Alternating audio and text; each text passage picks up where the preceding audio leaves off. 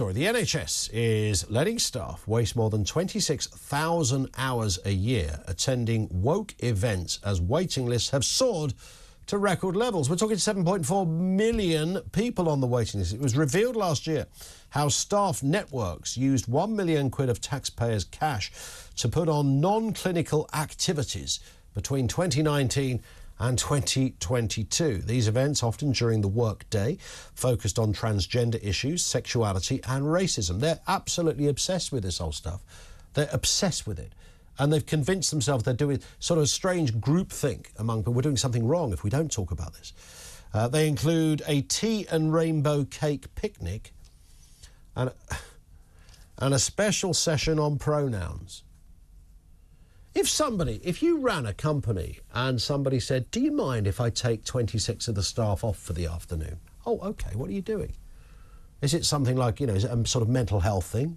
No, it's not that. OK, because we'd understand that. Is it, I don't know, about sort of disability awareness? Something like, no, it's not that. What is it? It's a special session on pronouns. Right, get in the bin, OK? In fact, grab your coat and then get in the bin. Because you're out of here. You're going to the jail of stupidity. That's where you're going. A pronoun session? Really? And if you want to be identified as a certain pronoun, we should respect that in the staff. Spoiler alert, no, we shouldn't. Nobody polices language. We don't do that unless you are, I don't know, the chairman of the Communist Party of China. The sort of thing they might adhere to do. And it's a totally invented, crazed idea anyway. And we're adhering. Companies are doing this kind of stuff. Let's speak with Jamie Jenkins, health commentator, who knows a thing or two about stats and strangeness. Jamie, how are you doing?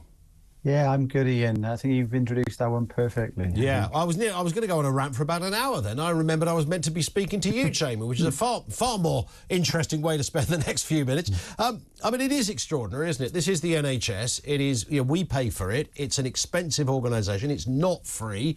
It costs an absolute arm and a leg to run this monolithic organisation. And yet, despite waiting lists, despite the amount of money, despite all the problems we've got, they're taking an afternoon off for a rainbow and tea picnic. Yeah, I'm not surprised, to be frank, Ian, partly because what we've seen over recent years, and ministers have had to get involved with this, is that we've seen an explosion in job adverts for kind of diversity, inclusion kind of officers. And it was about this time last year I highlighted on my Twitter profile, there was a job for just one health board. Think of all the health boards across the country. Yeah. There was one health board. It was £108,000 a year, massive wage, way above the national average. Wow, was that for like a neurosurgeon or something, Jamie? No, it was for a director of diversity, inclusion and equity. Now, what that 108,000 director's job comes with is a load of staff working for them on smaller but not insignificant salaries. More people working for them. And when you have more and more of these roles in the National Health Service, they've got to justify their roles. So what they do, they probably get around the table and say, oh, what are we going to put on? Well, let's put on some of these events that you've just been talking about. Yeah. So it's not surprising that this is actually happening. But frankly, a lot of people think, well, George Osborne, I remember years ago when he says we're going to put another $2 billion into the NHS, that was big news. Now, $2 billion, small change now. There's constantly more money into the NHS. Last couple of weeks, Sunak, more money into the NHS. Yep.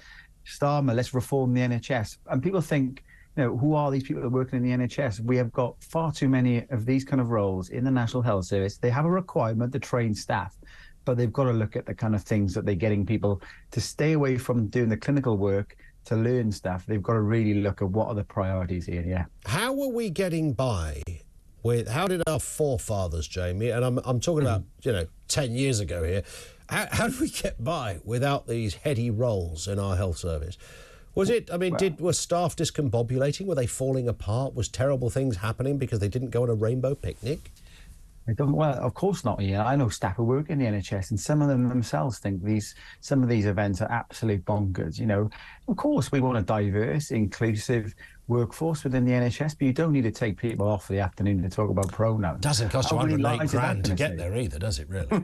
Indeed. How many lives is that going to save? Frankly, we got. When you talk about the NHS, we've got to look at the productivity of the NHS. Every minute counts at the moment to get that waiting list down. Sure. We know of excess deaths have been continuing across the country, in particular among younger people. We've got to get people seen. And that has to be the priority for the NHS. None of these kind of woke events that are going on. Yeah, and I would also argue, I mean, just an observational point, I think this is reasonable, that actually I think the NHS is possibly one of the most diverse workforces we have. I don't think anybody who's experienced the NHS at doctor level, nursing level, or anywhere else would ever think that this was not a very diverse institution. No, of course, you know, you look at the statistics across kind of the workforce in terms of the ethnic groups working within them. You know, it is very, very diverse compared to a lot of organisations. Some people argue that they need to go on the kind of these courses because they've got a diverse population that they have to treat. They have to understand the needs of that diverse population. But whilst, yeah, the diversity of the population might be kind of expanding, it's certainly not expanding at a rapid rate to what you just discussed 10, 20, 30 years ago to warrant all of these different kind of courses or days out or tea cakes and all this kind of stuff. Yeah. Just while you're on with us, Jamie, I saw you tweeting, and I know, sorry to spring this on you, but I'm sure you can probably respond. I saw you tweeting about excess deaths. It's something that we've talked about an awful lot of late. That figure isn't abating, right? We still have this troubling stat that keeps coming up, and I know that many people explain it in different ways, but we do have, at the moment, more people dying than ordinarily would do at this time of year. Yeah, the quickest way to answer is that we've got a lot more older people now over the age of 75 compared to what we had, say, 2015 to 2019. It's about 800,000 more people over 75. So when you've got more older people over the age of 75, you'd expect more deaths. So part of the explanation for excess deaths is just a lot more older people, baby boomers born after the Second World War. But when you account for all of that, there's a small number of excess deaths, but the more alarming number, I think, is we continue to see deaths among people under the age of 55, which are not affected by that kind of cohort, about 10% above average. Now, one of the things when you look at the stats, there's some research coming out now indicating that countries across, say, Europe and the world that had the more stringent lockdown measures throughout the pandemic seem to be having the most excess deaths among younger people as well. So I think that's something the government really needs to look into. Well, yeah, if you close hospitals and health, I mean, you can't make it up, really, can you? Here we've got a health pandemic, we've got a health problem. Let's close health centres. I mean, that's what happened, though. People weren't getting scanned. People weren't having, they were having operations postponed. It kind of shouldn't come as much of a shock that down the line, which is where we are now, there might be a price to pay for that.